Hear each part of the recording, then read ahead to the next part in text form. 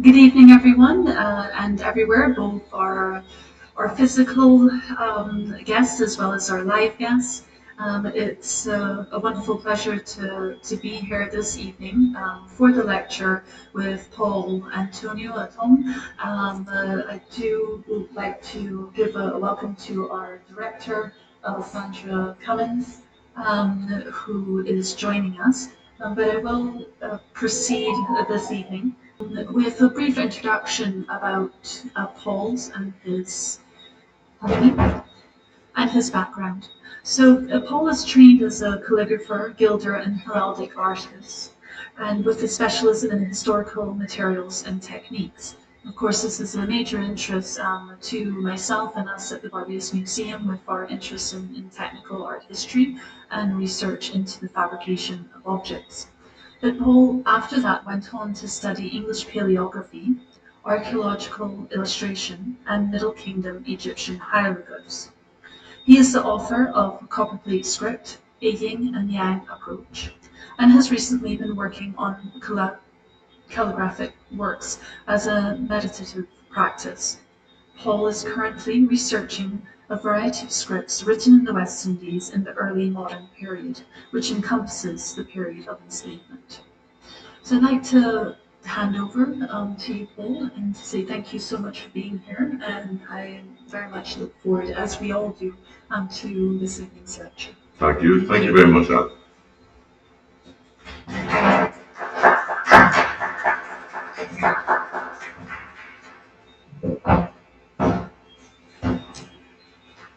Hello, everyone, and thank you so much for coming today, those of us here in the room with me and those online.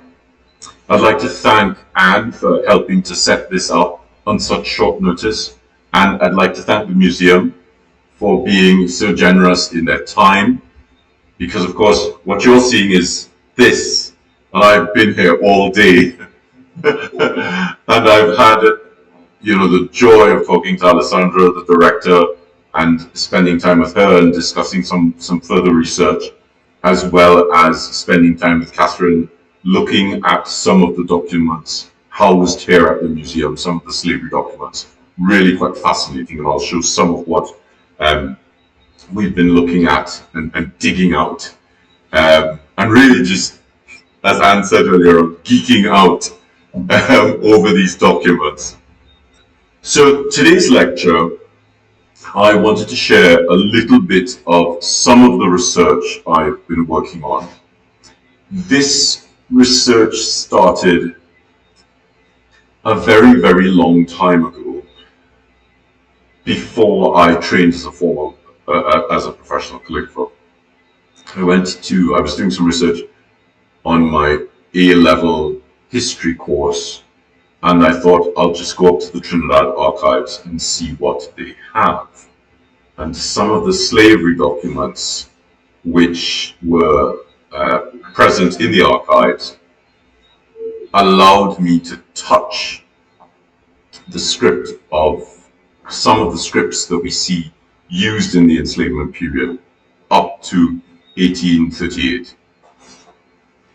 Much later on, once I did my training at Reigate, and then went on to study paleography at Birkbeck, I came across this research that I started in my late teens, and the script that I kind of specialized in whilst I was at Reigate was copperplate script. I did a dissertation on copperplate and its evolution from English Roundhand, and it's an English Roundhand's evolution from Cancellaresca Corsiva and Cancellaresca Formata. And that sort of rekindled my interest in the scripts used during slavery in the British West Indies. So this lecture is really going to look at some of that research, and I'll try to show you the paths that I've taken into looking at this research and where I am so far with the research. Okay. So we'll start with the earliest of the scripts.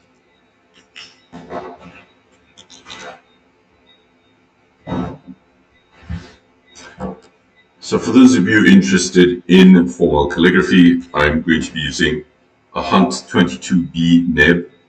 So it's a dip nib, and some Kuretake Zig Sumi ink. And I'm using my own grid. So this is one of the grids that I have available online.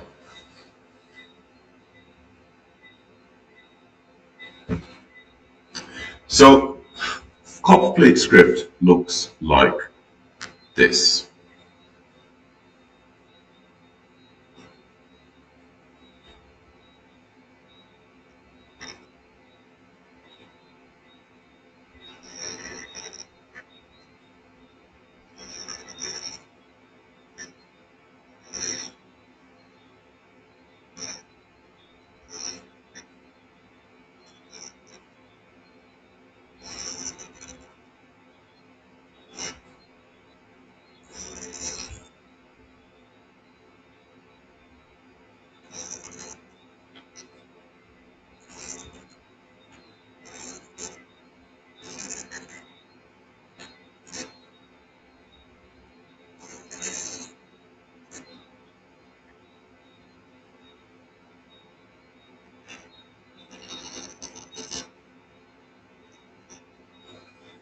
And so those are the majuscules, and the minuscules look like this.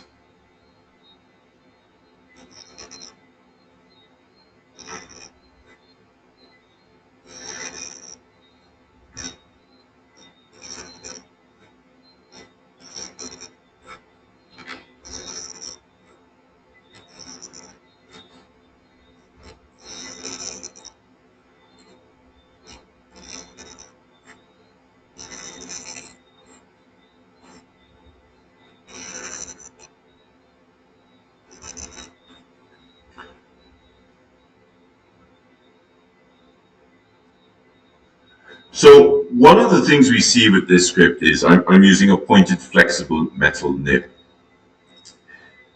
In my research, or the way I teach copperplate script, is around 1604 we have this really fascinating period in Europe where in France you have Lucas Matereau and Louis Barbedor, two French scribes, trying to copy an Italian script called Cancellaresca Corsiva. And they kind of mess up the copying of the script, which is really quite fascinating because the Italians, when they write Cancellaresca, historically, what they did was this.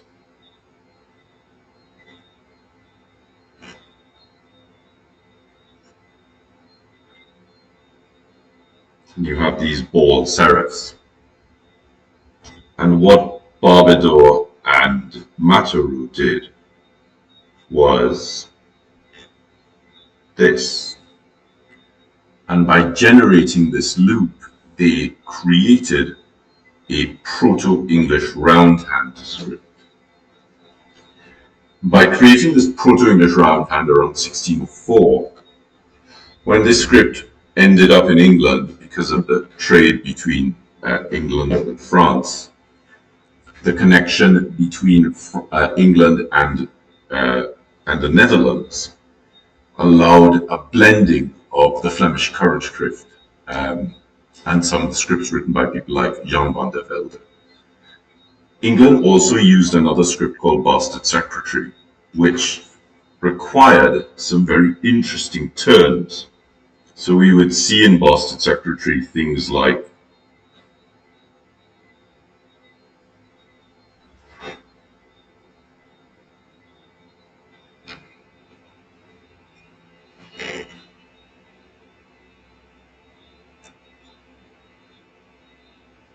this for a W, and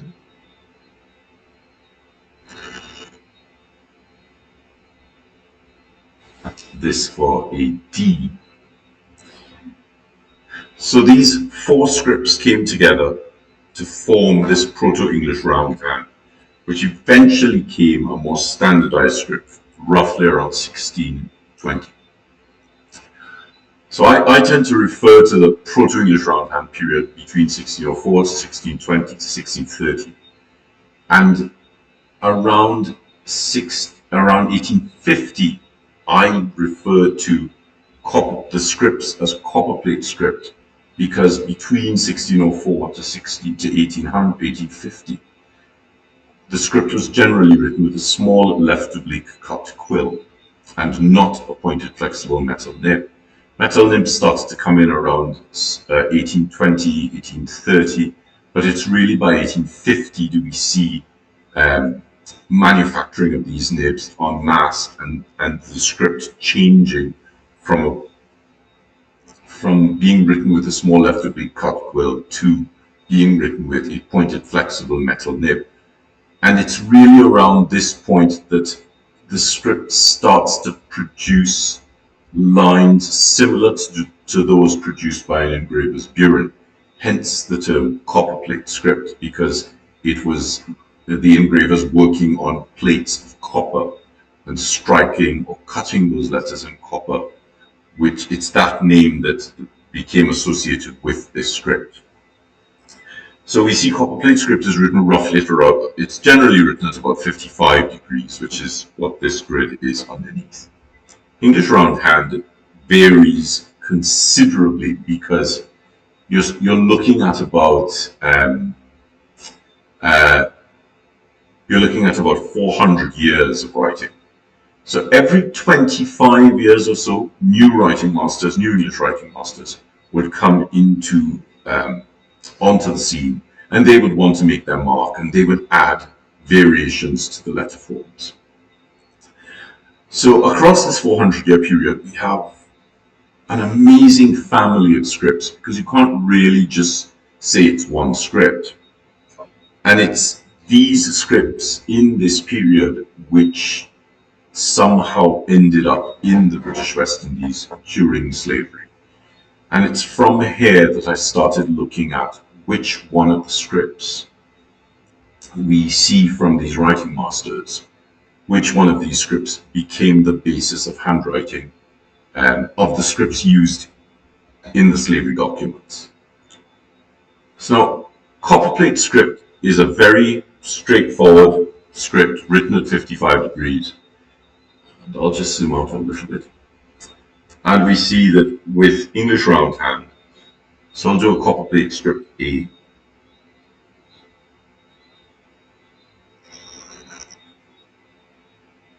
That's a simple A. And it can have a balancing serif like so. Or it can do this.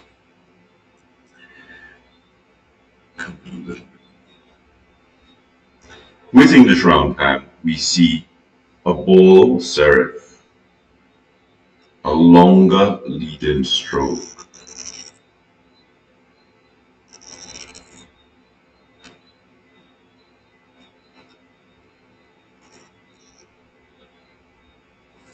and some decoration like so. Now, this bold serif becomes really quite important in some of the examples that I've seen in the slavery documents in Trinidad, Barbados, St. Kitts, Jamaica, and Guyana. Some of the other shapes which are quite particular to English Roundhand are things like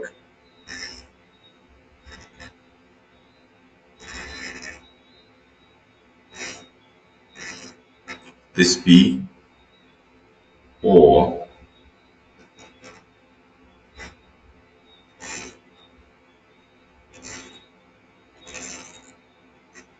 this B. Of course, historically, copperplate script does this.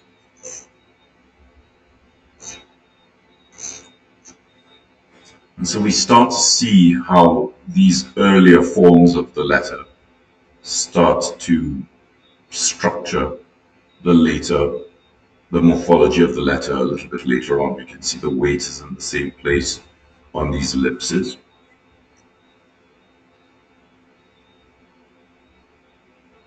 some of the other shapes we see in English roundhand. So I'll do the copper plate letter first, so it gives you a more standardized look and feel. So pay attention to where the baseline is and where the cap height is.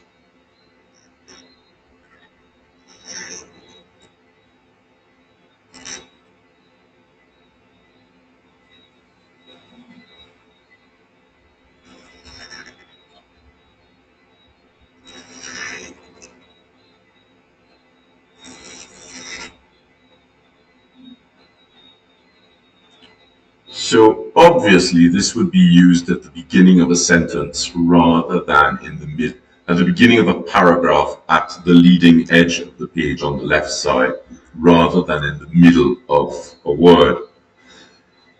And it's little things like this, looking at my studies in English roundhand, that I started to notice. We see other shapes like this in the minuscule.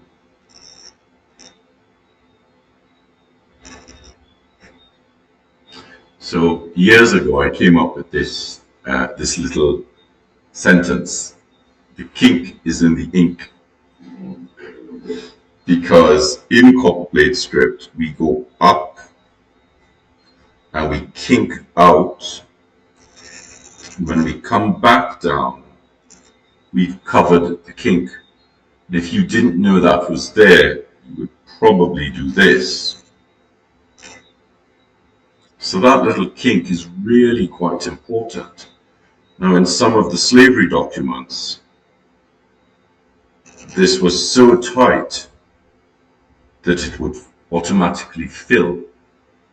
Because I'm using a much finer nib rather than a quill, and that tends to affect the way in which ink is pulled into enclosed loops. Things like the letter E. When you did that, you would find that the top part of the shape became quite bulbous, which is funny because it starts to resemble the original Italian Cancellaresca Corsiva script. So it's funny how these sort of this kind of convergent evolution happens with the scripts. One of the other things we see are ligatures between words. So if we had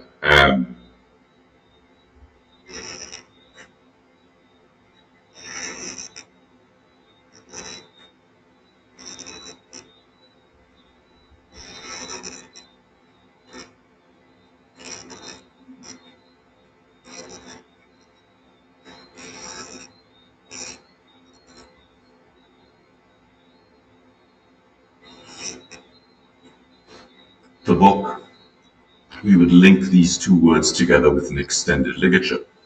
So little things like this really excited me in my understanding of the script itself.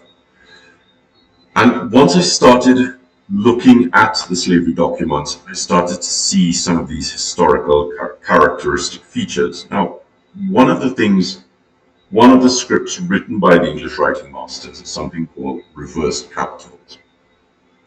And I looked at, there aren't any writing master copybooks with ductile marks in them showing that there is a stroke number and order.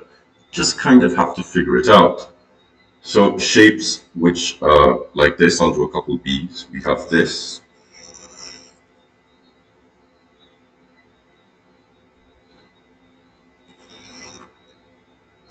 Because of course we tend to think that B is this. And the reverse letter starts where it finishes. So you would get this shape.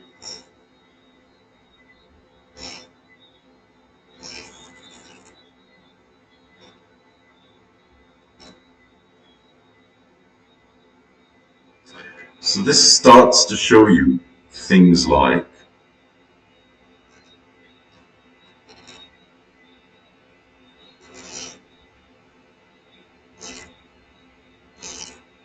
this. And these reverse letters are really quite interesting because they're very, very difficult to do.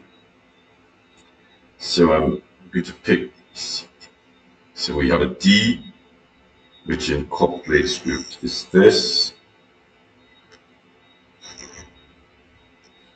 And in English Roundhand, we would see things like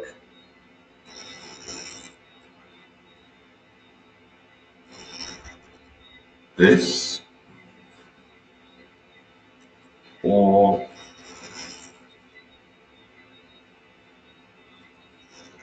this, and in the reverse script, we would see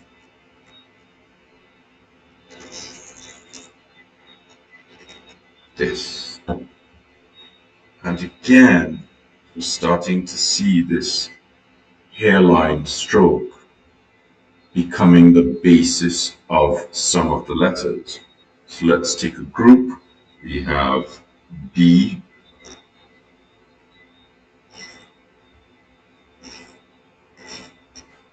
R,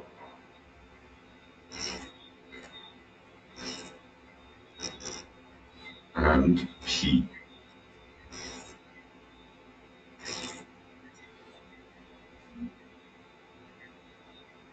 Now, this is sort of 20 years of research crammed into 45 minutes. And it's not 20 years of continuous research. It's a couple hours every week, and a trip to the V&A to look at some documents at the British Library, and spending some time there for a couple of days. And over the years, I sort of amassed this bank of letter forms. And then when I started looking at the slavery documents, I started to see these patterns. So what we've done is I've gone into the museum's collection and looked at some of the shapes that we see. So I printed these off because it's a little bit easier to manage them here rather than to manage them by swapping between screens. And we start to see some very interesting shapes. So this is a much more angular structure to the writing, but we can see that characteristic downstroke that I was telling you about with the weight. And here we see that weight again, but with the T we would generally have this as a separate shape. There's that A that I was looking at earlier on, but here we see the A with the hairline upstroke and the weighted downstroke. A variant of the B, as you can see, we're not starting at the bottom, we start here, and we come around and do this entire stroke. So I'm just going to run through these very quickly because I want to talk about some of the tools and materials. Now, this is from a ledger, and we can see the weight. We can see the pressure here, going into a hairline. And you really start to get a sense of some of the shapes in these documents. There is a variation on that B that I showed you earlier on. And of course, remember I showed you the B, the R, and the P. See this B and this R. They're very similar in their morphology. And of course, this is a slightly later script. It's also a slightly messier script. But look at this. And this is fascinating because the letter L looks like this.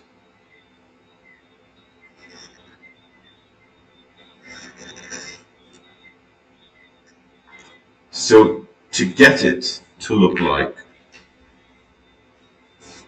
this means instead of the tool facing this direction, it needs to face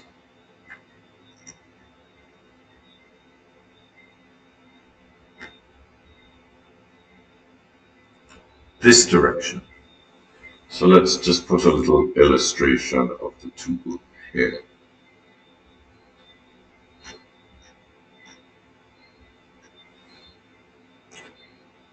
That's fascinating. It mightn't be that fascinating to you, but it's really fascinating to me because it starts to tell me what's happening with the tool and where it's being held, or what kind of tool it is.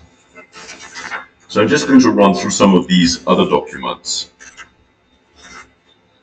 And you can see here a much more monoline tool being used. Of course, there's that A up there.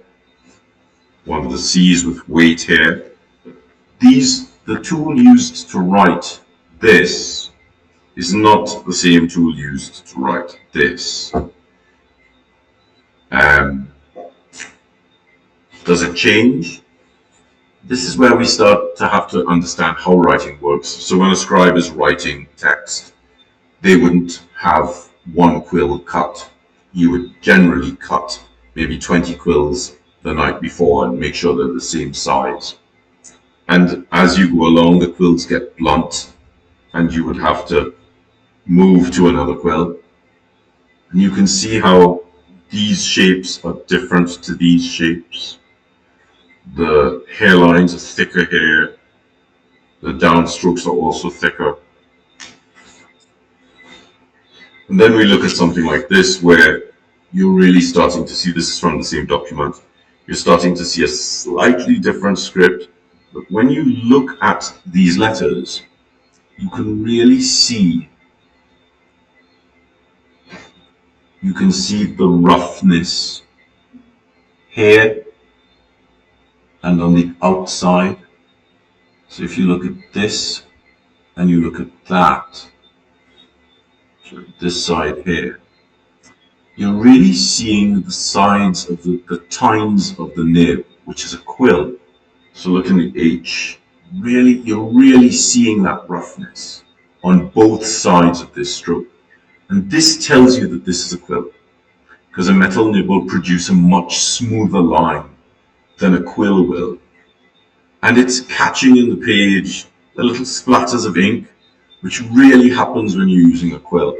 So already the information that you can find in these documents really connect with the tools and materials we know from this period. Now, in one of the documents, there were these beautiful swashes. And this is exciting because you really see that hairline from here, pressing and pushing upward and catching and skipping on this side, but it's a little bit smoother on that side because this tine is trailing behind the top tine. So I mean, we can look at the script in here itself and see some really fascinating shapes. And there's a variant on that P as well. So from this unit, from here on in, so this is all quill work, and at around 1900, I didn't print off a document, a page from one of those documents.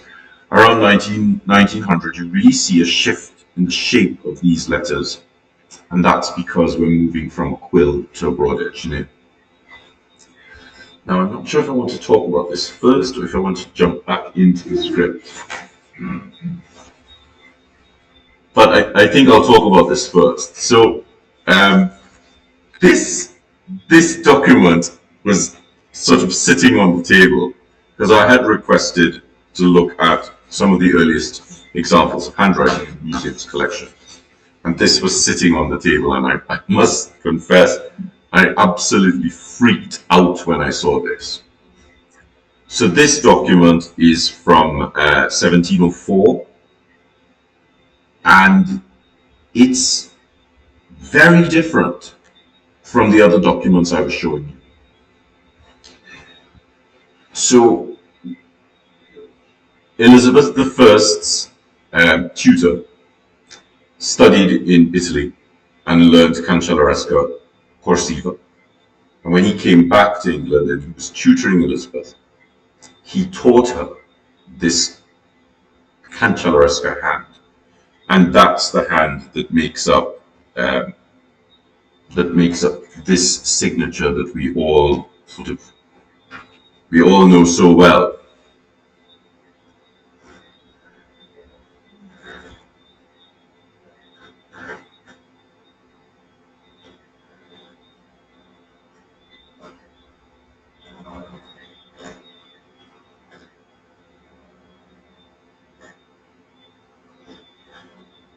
So you know which signature I'm talking about.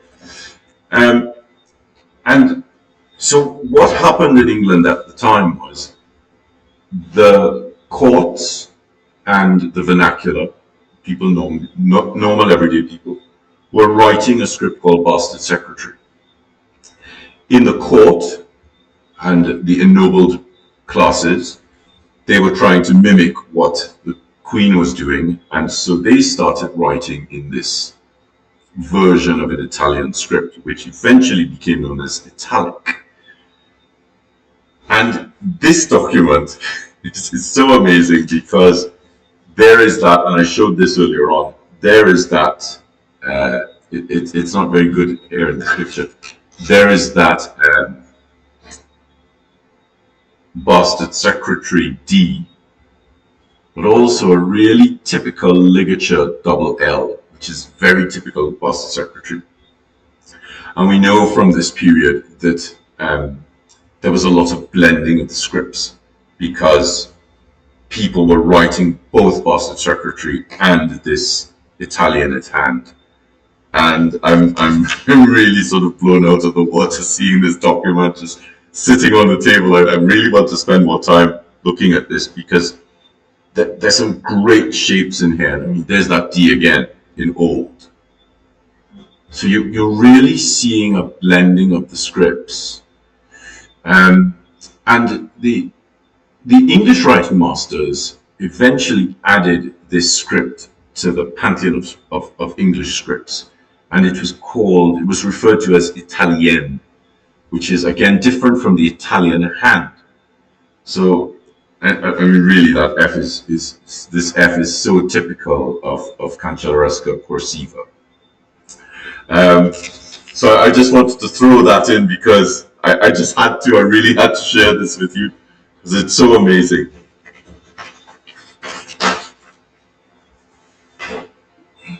So let's change this. Let's go back to this.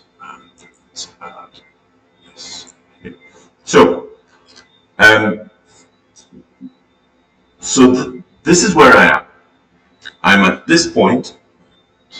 I'm at this point with the writing and the understanding of the script, and now it's a matter of trying to consolidate the letters, trying to consolidate the scripts, and look at something that Anne and I have been discussing for a little while, and something which has really started to show its head, and that is the possible existence of a British West Indian handwriting model which was used across these British West Indian islands during the period of slavery.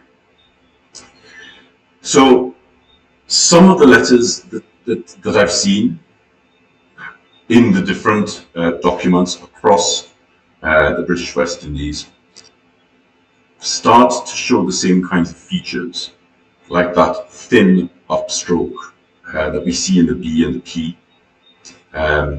Some of the shapes that we see in the lowercase letters, and an inquiry like this would it requires a little bit more time. And as I said, I've sort of been playing with this for a little while. But it's really how we're going to progress from here that I think is going to be important.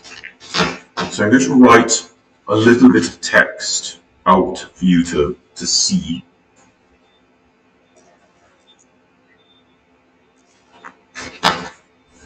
just change the page here.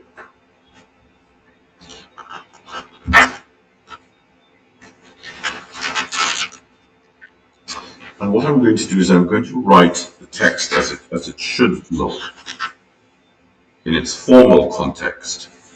And then I will attempt to write it as more of a facsimile of what's in front of me.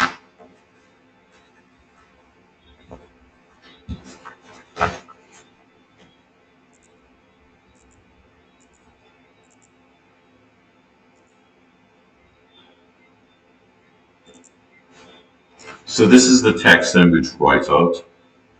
Here, Franklin Esquire of the parish. And this is what the script should look like.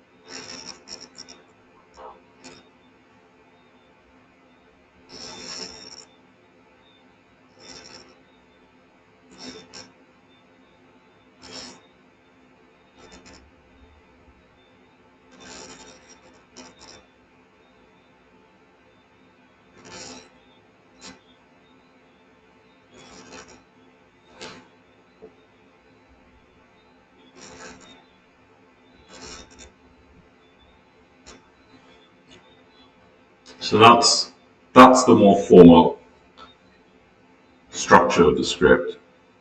And now this is what was written.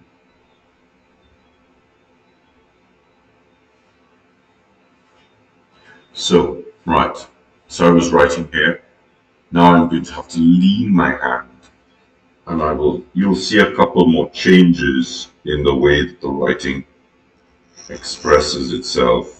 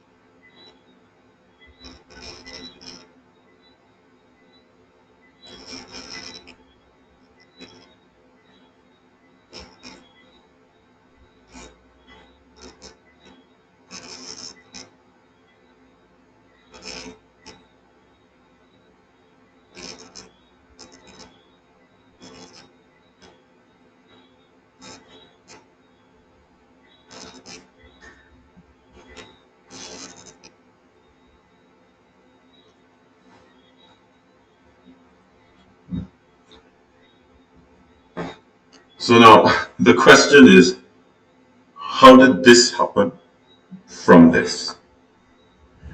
So there are a number of issues that we have to consider, and I think I'm going to leave this up on the screen for a bit because I'll need to reference it. I think some of the questions to answer are things like, where are the quills coming from? What type of quills do we have access to?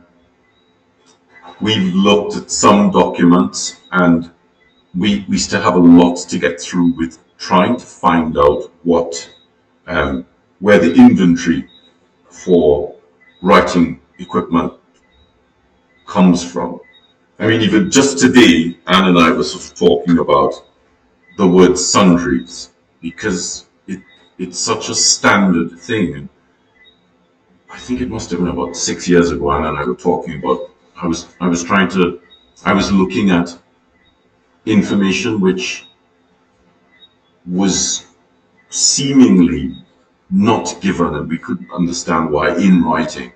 And Anne mentioned that it might, because it's tacit information, it's information everybody knows, the writing masters maybe just didn't think that it was necessary to teach it. And maybe this is one of those situations again where, because quills were used, and because ink was used, and because paper was needed, that it all ended up under the term sundries. And that came up just today. So it's really quite fascinating how, we're starting to look at writing in a slightly different way. And admittedly, looking at the documents, the slavery documents, it requires you to step back from the document a little bit, because it's really quite disturbing when you start reading the documents, because of how it's representing human beings. So it's, on the one hand, it's fascinating looking at the script, but trying to not let it get to you is another matter entirely. So things like the quills. Where are the quills coming from? What ink are we using? Where is the ink being manufactured? If ink is being manufactured in the West Indies, can it really be called iron gall ink if you're using mangrove, tannin, and ferric oxide? Because it's still an iron gall based, and it's an iron tannin based ink, right? Which is technically what a gall is. So there's a lot of research which still needs to happen. There's a lot of digging, a lot of new digging, a lot of looking at things that we're accustomed to looking at, but looking at them with very different eyes. Other questions are things like the cut of the quill. In these documents, I've been able to see that there are different writing approaches. And I know when a lot of people look at writing, they might see the writing, different sheets of writing is very different, when it's really the tool that's different. So the underlying monoline construct is still there. So if, for instance, we take this pencil, you can write a monoline shape with it.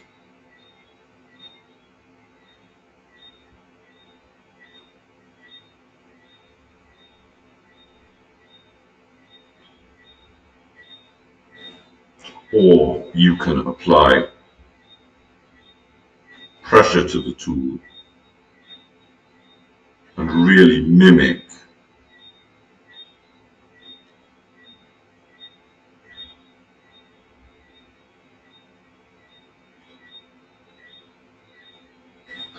a pointed flexible metal nail. This is the same script, it's just a different tool. So how can we understand, how can we start to perceive this kind of information in the documents that we have access to? So I hope that's given you a little bit of insight into where I'm going with this and how I see this progressing. and the kind of lines of inquiry that we might need to start looking at in a little bit more detail. So thank you very much.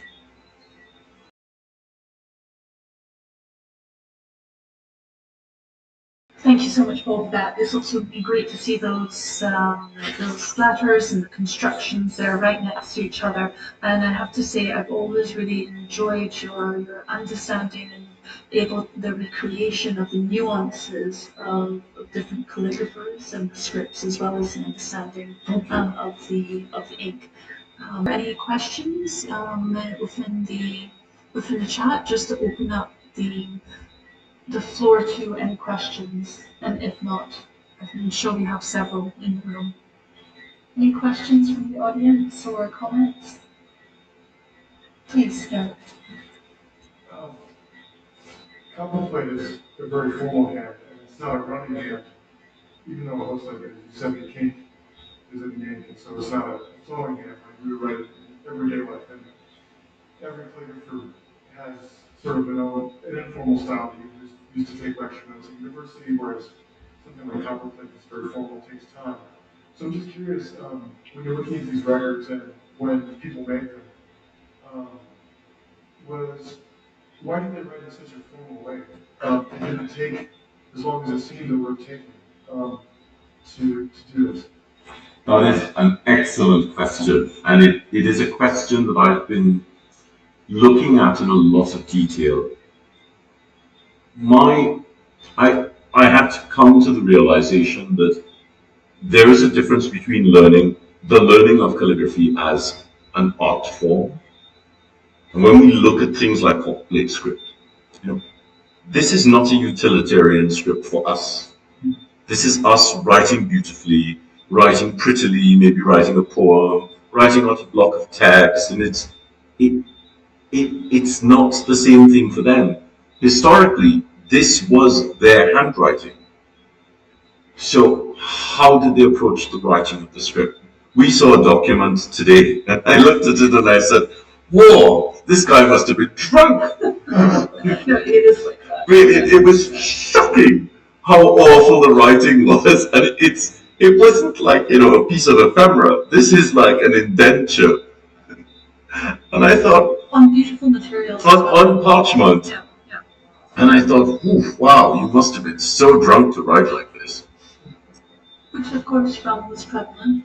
In the West, it still is.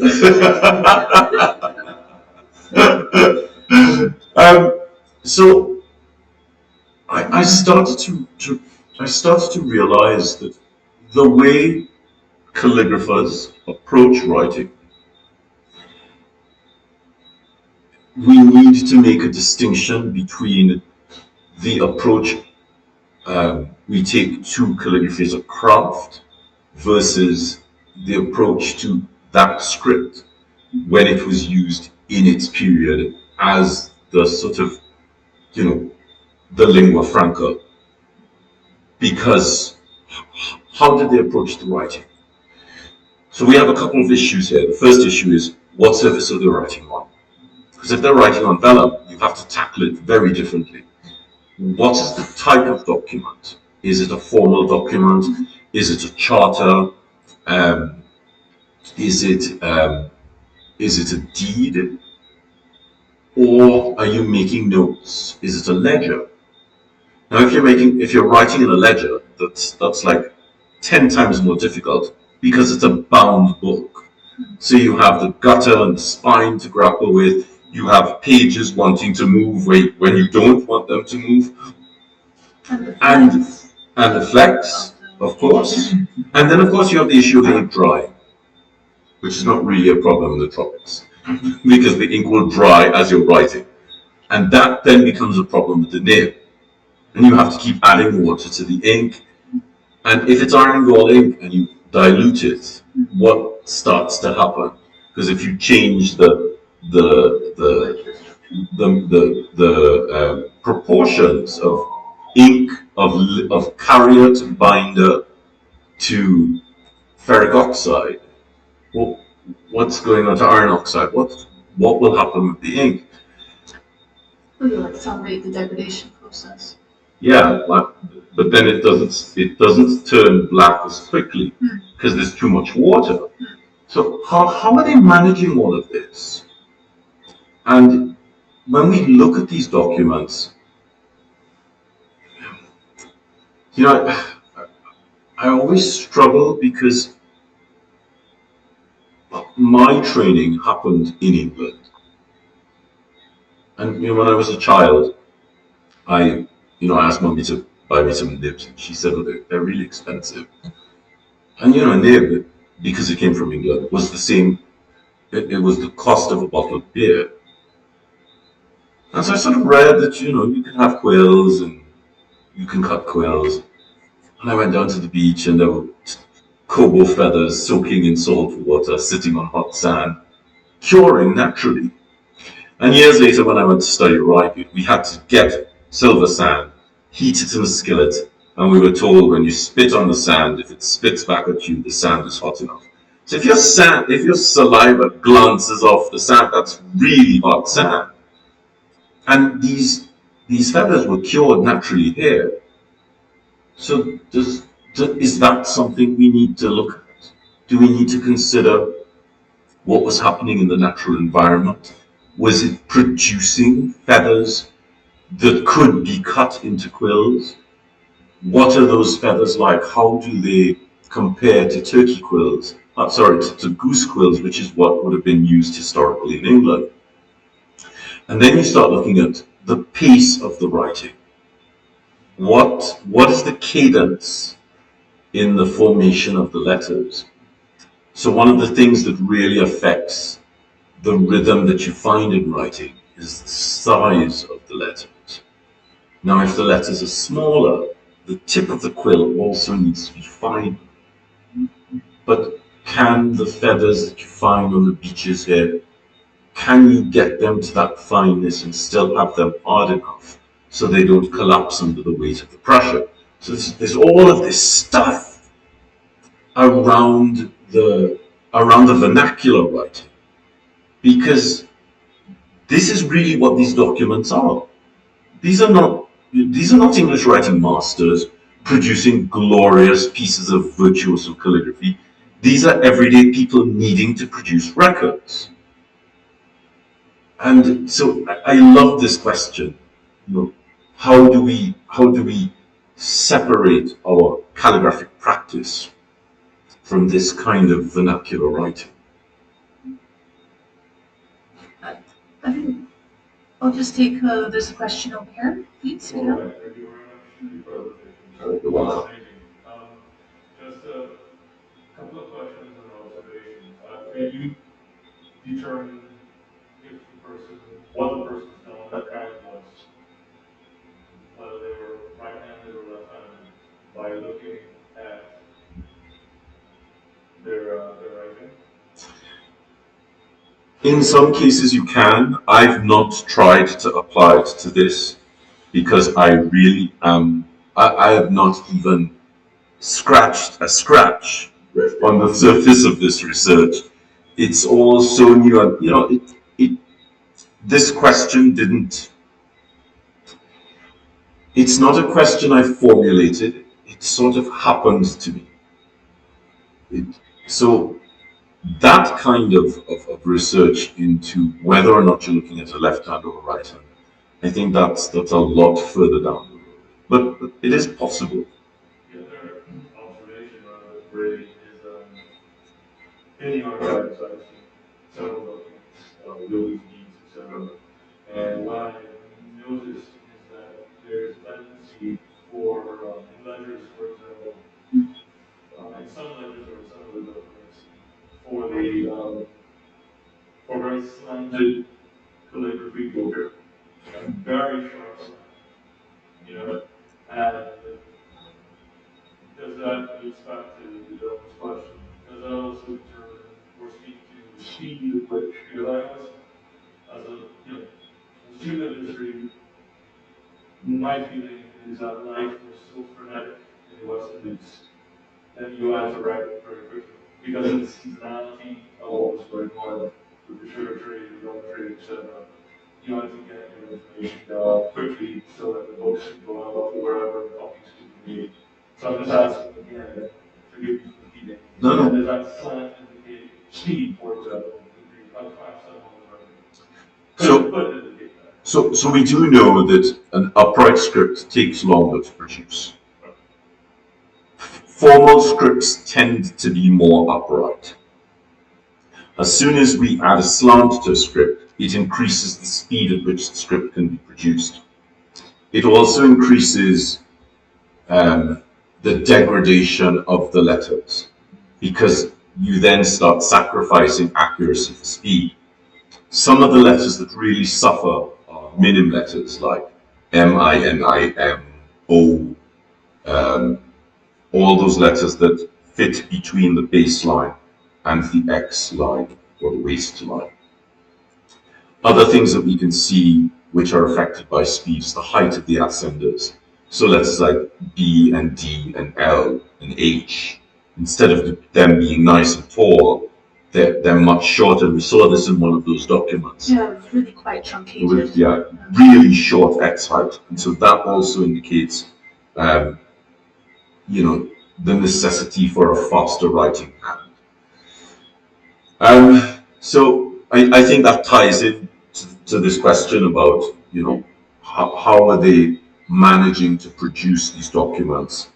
And, the letters aren't spectacular.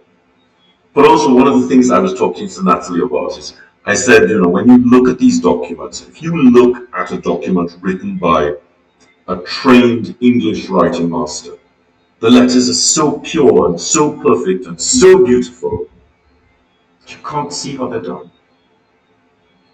Because the writing master hides things in the ink. Things disappear.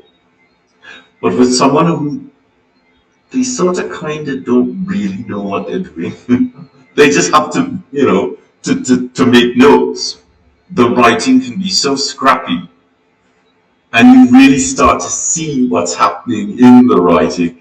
And I think this is something that calligraphers tend not to look at, because most calligraphers want to look at beautiful lettering. But it's really when we start looking at letter forms which are produced by people who, for them, it's a utilitarian practice, and they're not that conversant with the tools and the script and the materials. The material interaction is problematic for them. There's spacing issues. There's shapes overlapping where they not necessarily shouldn't overlap. There's shapes overlapping where they should overlap, but they should overlap in a way that you can't discern where they're overlapping. So these little things start to show up in especially in things like legends.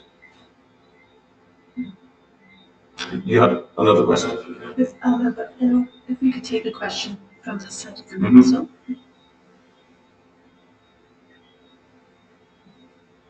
I'm trying to find out where you reported this research. I may have come in late and just where you're going, but in this research, the people writing here in the Caribbean are not writing masters, they're comparing, and speed and economy is essence.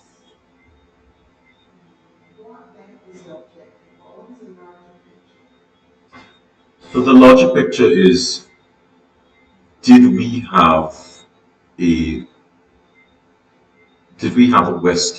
British West Indian writing system implemented during the slavery period? And that's not a question that's really ever been asked. Okay, let me rephrase that. Did a British West Indian writing system evolve during the period? Because if you're looking at it, you had the beginning, you had the middle, you had the creolization, and now you have what kind of evolves out of that. So looking at my own experience, in our basic priest college, not the United Priest College, that's in my case, There's policies. Every child who enters college will have handwriting class. So every girl that comes college will be saying, I went to St. Michael's School. And the year that I went in, the handwriting teacher retired or left. So I never had the benefit of school handwriting. So my handwriting evolved from my own practice. Okay?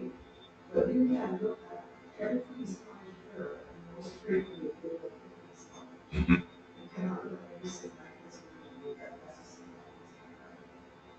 Okay? So I said that to say that the dynamics seem to be so frivolous. You have so many elements of school, of grades, of materials. I am still puzzled with where it's going. Why is this necessary? Why beyond just general academics? Why is it necessary to know what this kind of involved? What is it going to do to the advancement of knowledge of Caribbean civilization? So my interest in this question grew out of my love of calligraphy. And there are some other reasons why I want to do this kind of research. Eventually, I hope that this kind of research will help us to recognize, to be able to map how letters evolve, how they evolved in the West Indies, specifically from English writing master copybooks, because I find this very fascinating. So it is a personal interest, but also I feel that it might help us connect certain documents to each other. Because once you start looking at paleography in a much deeper context, you can find links between letter forms that tie documents, which documents we might consider separate and disparate documents. We might find that those documents are linked together either by author or by subject. We discussed as well things like, where did the training happen? Yes. How do we know what schools were around? And this is beyond my personal interest in the topic, because it then starts to teach us a little bit more about all of this information that we've lost.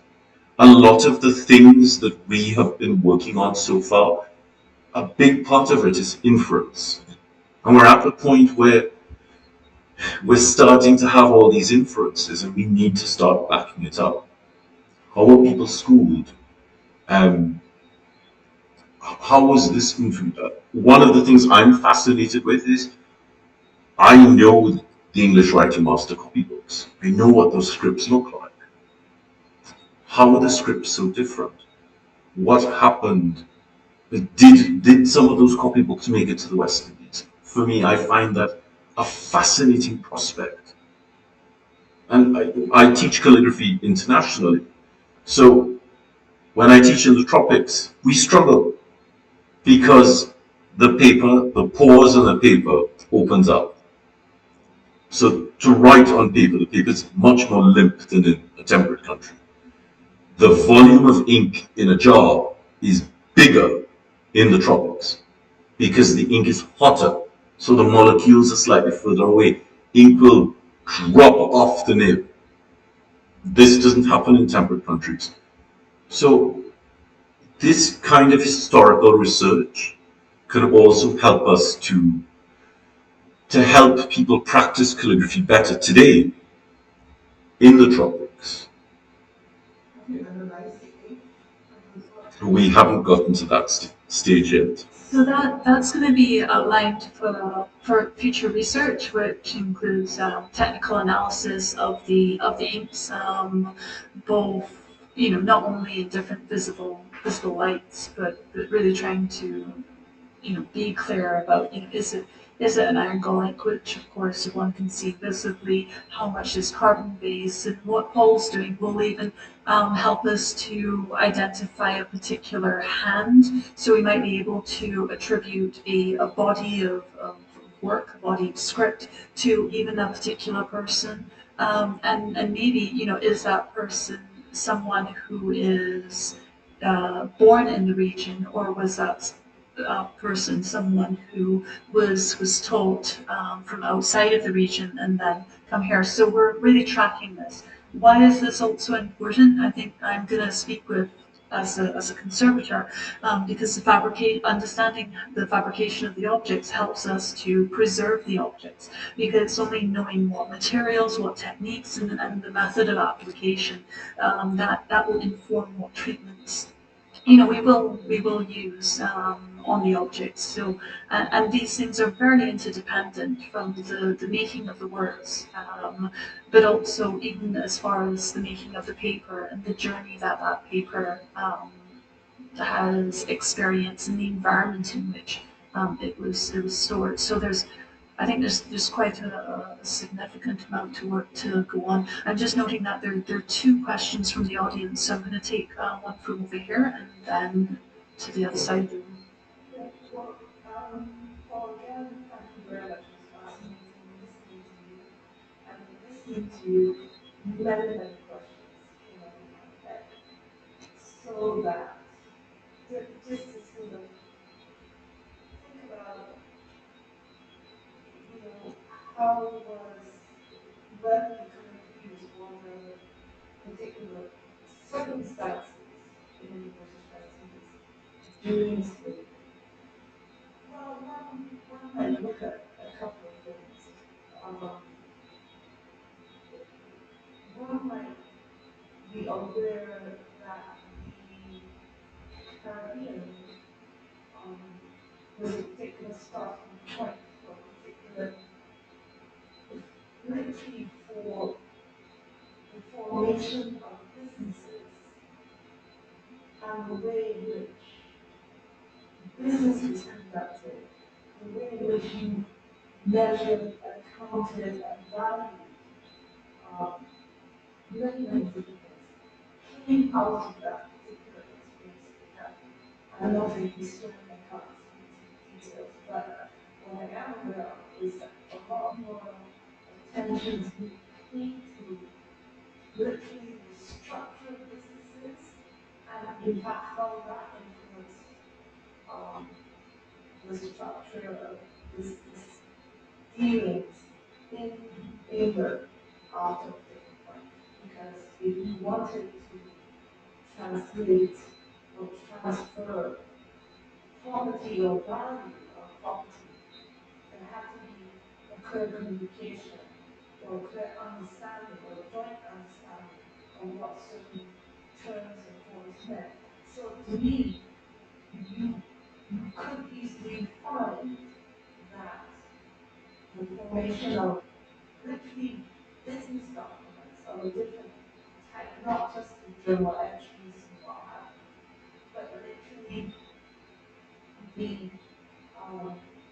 share certificates or the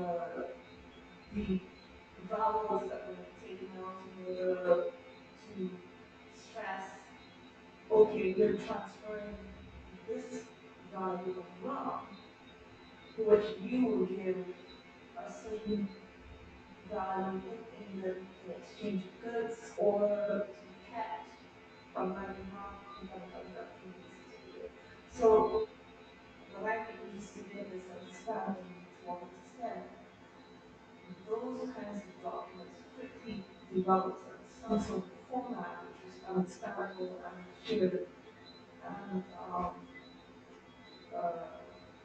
communicated over that very particular period we're talking about. And then my assumption would be that in terms of, it just comes into my head that in terms of keeping ledgers and data entry, certainly there is going to be concern about about um,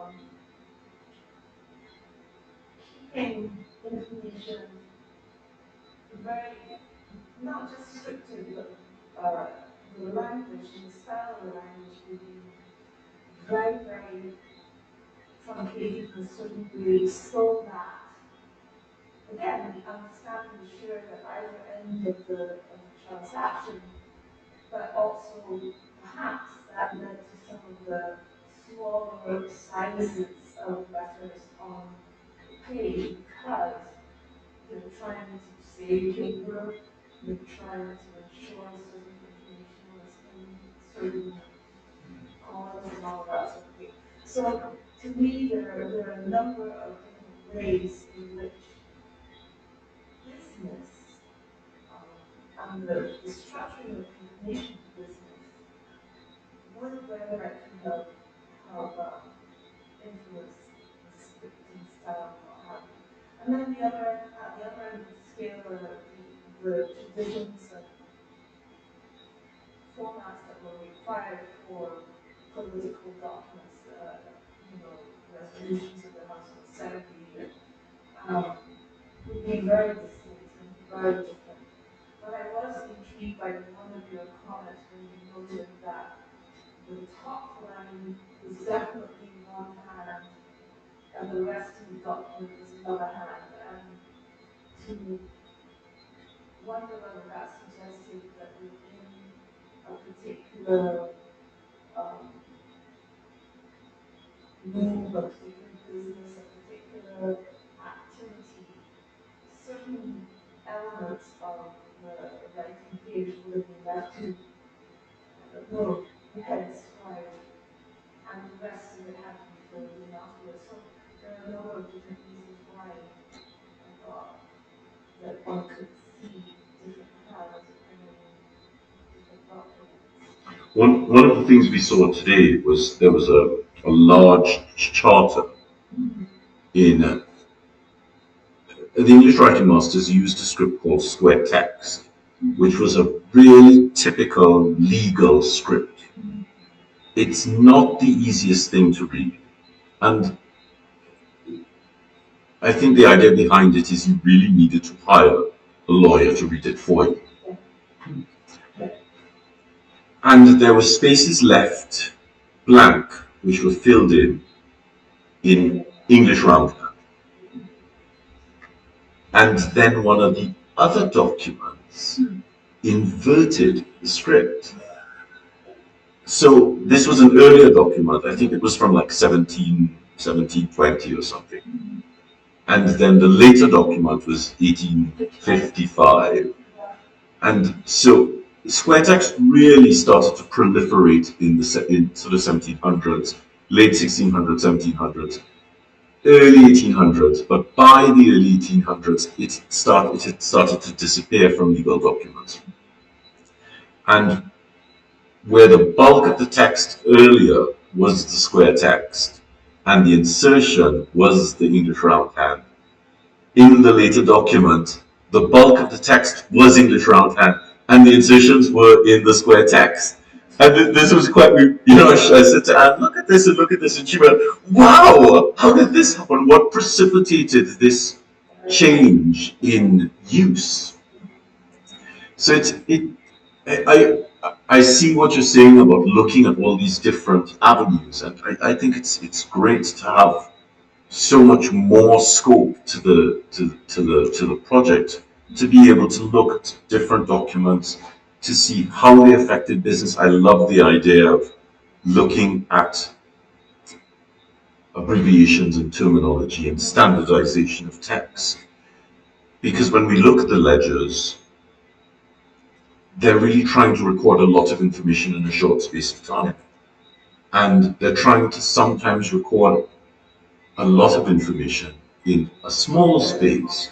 And a different format within the space that's really quite tricky to write in, which is whether I've started to cut closely, but also the marginalia, leaving some of that spacing, but also the ruling up of of those ledgers, which is something that we've spoken on. Because we Yeah. saw a document, I think it was something like 20 pages of text. Mhm. And the first thing that we both sort of noticed was the margins were generated in a way. Anne and I were looking at this and like, why was it folded like this? And it looked like. Was it folded or was it scored? And then we came to it was folded. Yeah, they're good. And so it looked like it folded the page to generate a margin that they would work against. And one of the header sentences was was right against the left margin, and then the subsequent text, which was probably an explanation or clause, was indented based on the folding. And when you're sort of looking at this kind of codicological construction, it's really quite academic.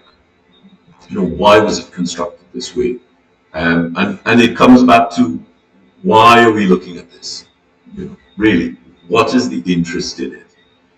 But how does this then affect later documents? How does this affect our understanding of how documents are written, what their graphic layout is like? Does that then affect documents that we use? And can we use that information to create a more simplified approach to some of the documentation that we need today? So it's, you know, I think sometimes looking into the past, looking at historical things as researchers, you know, we also have to see how that research can be applied to today, and it might not be that we can apply the research to something today, but it will help us in deciding what not to do. So sometimes, you know, that view is quite important. Just a point. Yeah. I think your question is very interesting.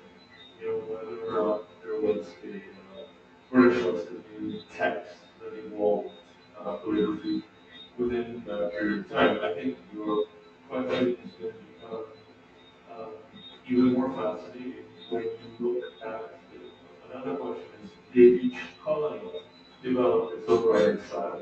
Funnily enough, you mentioned that. Yes. That you will probably look at is because from the 1760s onward, as you know, Grenada gets bumped off, Lucius and Vincent, and then in the 1780s, Trinidad. So you've got a French writing style in those islands, and then Trinidad, which is now your nativity, my father's nativity, you've got French, you've got Espanish.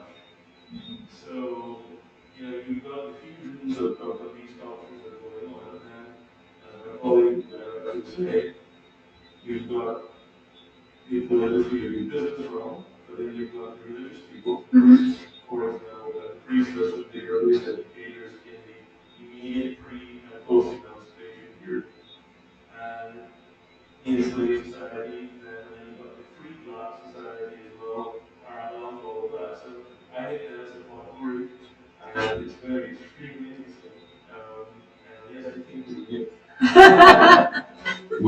We were discussing. I was talking to Natalie about something that really fascinated me when I started looking at the development of calligraphy across, you know, the last sort of 2,500 years. In the Carolingian period, Charlemagne had Carolingian script developed specifically, and we had not had a script that was specifically developed for scribes prior to that. When Charlemagne died, the script started to assume some national identity. We saw an English Caroline develop, we saw French Caroline, we saw German Caroline. But it's really in the Gothic period that we see national identity binding itself to the structure of script. So the German scripts, Fraktur, became very narrow because German words are very long. And they have this very sort of machine gun kind of attitude to the writing, But then the Italian scripts in the Gothic period are very round, textualis bolognesi, or rotunda is very round because of the way in which Italian sounds. It's very round and has lots of vowels.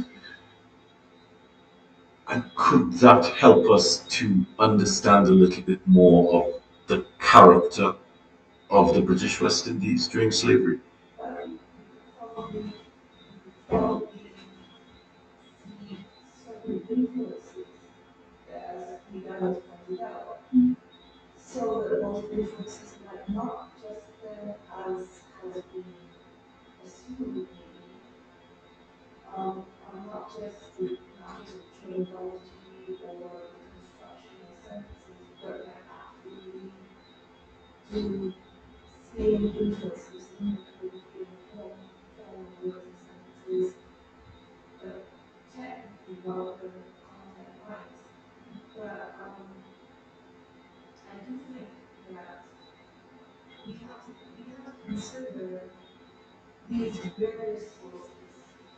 And if you consider the various sources, then you might have to look at very distinct activities in order to be able to drill down to the questions you have. So that, yes, there are certain formalities to be achieved in terms of religious work, but there are also formalities in terms of legal documents, there are formalities in terms of military documents, there are formalities in terms of the political material that is being constructed. So at what stage do we see something that begins to tell us, and could be like we did, that tells us that this is a distinct breed, if you like, local production? But for example, when you talk about education and religion, that is a particular connectivity. But if we look at business, we kind of have to say we, because we're looking at script right now for publication, we need to look at the nexus of activity that's going on in a particular place. So British town, that very British colony of the 17th and the 18th century is nevertheless underpinned by Dutch Jews coming from Brazil and then conducting a huge amount of business in Balkans. And to what extent is their influence by that group of individuals conducting business and making money because money is cities. So who's influencing movement? So I think there are many different, I don't negate the other areas, I'm just pointing out that one, the business activity, as one in which you might lend itself more clearly to some of the questions you're asking. But I do agree that education and religion are completely important, but as we discussed earlier today, I would say that if we're looking at education and you're talking about, it's one thing to educate and now we produce new words because there's the expectation that they'll have the same sort of school education as their parent if they haven't been shipped off to England to experience that. Then they're going to try to create it or recreate it in what is true writing perhaps in colleges and law schools and what have you. But what if we discuss just, towards the end of the year, post-emancipation, then might be looking at the need to educate the broader range of people. Who's doing that? It's not the Catholic Church. It's the Methodist religions. Where do they come from? Their chairman. I mean, so what kind of influence do those very, very influential, donors have, and how do they impact the creation of education and the translation of that into written documents and other documents. And of course, the Germans had a script, a fast handwriting script, which evolved contemporaneously with copperplate script called Kurrentschrift. And it has very similar copperplate features. And some of the shapes that I've seen in some of these documents, and it would be interesting to look at post-emancipation documents to see which of these letter forms are creeping into the vernacular. So excited. My goodness. Really, I'm so excited about this project. Yes, sir. I know it's difficult to generalize, but can you give us some sense of what materials the records that you're examining were written on? So most of them are paper. Yeah. Paper, mainly laid paper. So we do have some Britannia paper, some JE Waterman paper as well. So we need to do a little bit more research. There are some papers that have watermarks with the fleur-de-lis, but we need to look at that a bit further on. But handmade rag paper, I think, would be fine.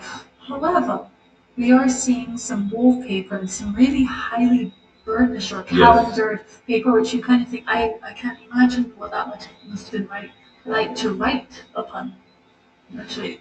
But it would have been really expensive and very, very valuable. Would it have been made here, or was it all imported? Paper would not have been made here. We would have imported it, and remembering, I think I'm going to go across to Alessandro here, but we were strongly encouraged to ensure that we procured our materials directly from the mother country, so to speak. Alessandro? Yeah, I don't want to agree with you, but I'm also going to disagree with you because I think Paul needs to do some research. Because in virtually everyone in natural history survey, Barbados, Jamaica, Antigua, there are observations about the fact that American and then afterwards other populations were creating text letters from either the pineapple, wild and those kinds of things, creating text letters literally from, but some of it was a very silky material, which might have been woven and worn both for, appearances, but there are references to these materials also being used in other ways. So I'm talking about historical, late 17th century, early 18th century, but those observations are there. So I think one should also explore things like that. Yeah, I don't think we can rule anything out at this stage.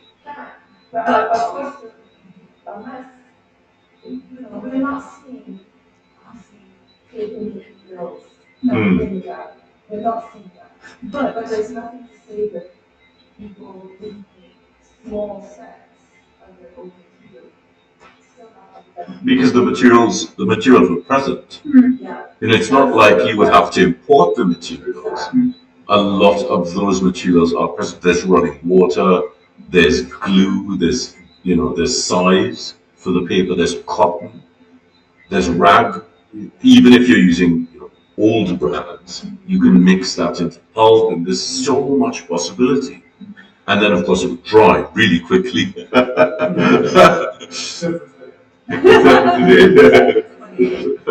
But what we did speak of were the use of tanneries in the islands, and what we think would be really interesting to find out was actually parchment made here, it was vellum made here, because we do know that there is some evidence to support leather production, but we need to find this a little bit more common. And of course, there are huge goat populations in the West Indies. And goat is a really goat skin is a really great source of parchment. It's really nice too, but especially when it's curried and pressure cooked. But you know, did they use parchment, or did the parchment we find in the West Indies, was it sent from England? Because they already had this production going. The making of parchment is really disgusting. It really stinks and it's really messy and you know, and then of course there's the inks, as I mentioned. You know, Anne and I were talking about iron gall ink. One of my big concerns was the shipping of materials from England, because there are some materials which will not manage such a long voyage across a salty sea. And one of those things could be iron gall ink, because it will oxidize if it's not sealed properly, and by the time it gets to the tropics, it's precipitated and turned into sludge at the bottom of the jar. It's easy enough to make it here. I mean, we don't have galls. It could be that we imported galls and we made it here. Because of course you can make the ferric oxide here by just putting some nails and some water. There's tons of rainwater around. So maybe the inks were made here. Maybe in some instances, instead of using galls, we used Brazil wood bark, or we might have used mangrove bark. And analysts should be able to tell us. And then, of course, the quills. Where did the quills come from? Were they being imported? How did they manage the journey? Their geese hair, their kobo's hair, those turkey vultures, and their wings, their wingtip feathers are, the first 5 wing feathers are large enough to cut into quills. Then, of course, we were talking earlier on about the trade between the West Indies and North America. So turkey quills could have been imported, or turkeys could have come. And once they started populating, then their quills became part of the, you know, the system of writing tools and implements. Nibs is something we discussed because after 1850, I would say around 1870, 1875, you really started to get nibs in the West Indies. We've not seen any evidence of that. Probably because they're very small, thin pieces of metal which would rust and rot very quickly. And the same for quills. Quills are organic. In this climate, there is no way a quill will survive 200 years. So how do we figure out what tools and materials were? I mean, obviously we have ink and we have paper. I can see the evidence of the type of quills they were using. By the time we get to 1900, I was looking at some travel documents in the archives in Trinidad, and those were definitely written with a nib. So the evidence tells us which writing materials we used, but we just don't have samples. Not yet, anyway. But hopefully we'll be able to glean some information from inventories and ledgers as we go on with our searches. We might just have time for one more question or comment. Should I take this? Right. The Divine Kingdom in its museum has some phenomenal chests that they use to transport money and documents. And the construction was a little very interesting. They manipulated the Arabic type. So they did have nice window that can operate that they were using. And especially their exhibition slavery, which I think is still running. So it's very interesting documents that they made. Transfer to plantations and all sorts of fancy stuff. But that not fancy writing that I spoke about is held in all those documents there. You'll also see that some of the documents and papers, threads on pages, those coming from England documents coming back from Korea, in the back of England, small handwritings. I mean, these are things that I looked at and I wasn't processing until I came out. And the trunks, those very massive trunks that still today, after 3 centuries, are still one type of. So that can perhaps give you some clues for explaining how things are transported and the safekeeping and the presentations and the economies, because I think the original had these economies, the church vis-a-vis the fabulous commerce vis-a-vis the education, you have to have your life of containing costs and how you make adjustments. We all know what it for ourselves when we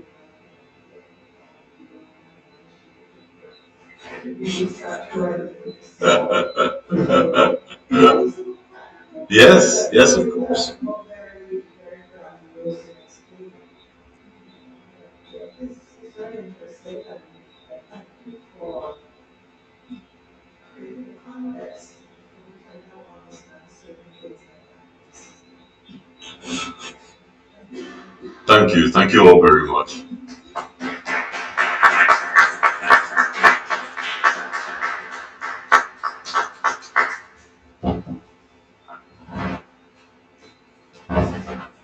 Thank you, Paul. I've come over to do the formalities and to say how much our intimate audience here has appreciated your presentation and the fascination of what these documents might mean, what they can help us to reveal, and how they can help us connect the dots in a number of different ways. So I'm looking forward to the continuity of this project for some time to come, because I think that, while the tendency has been to look at the document in terms of the content, very few have actually been looking at them in terms of the form, the calligraphy, and what that might tell us. So thank you so much for sharing your knowledge and time with us, and we look forward to further talks and your elaboration. Perhaps you'll write up something for our journal, which would help to send that message even clearer. Thank you again for Thank you so much for having me.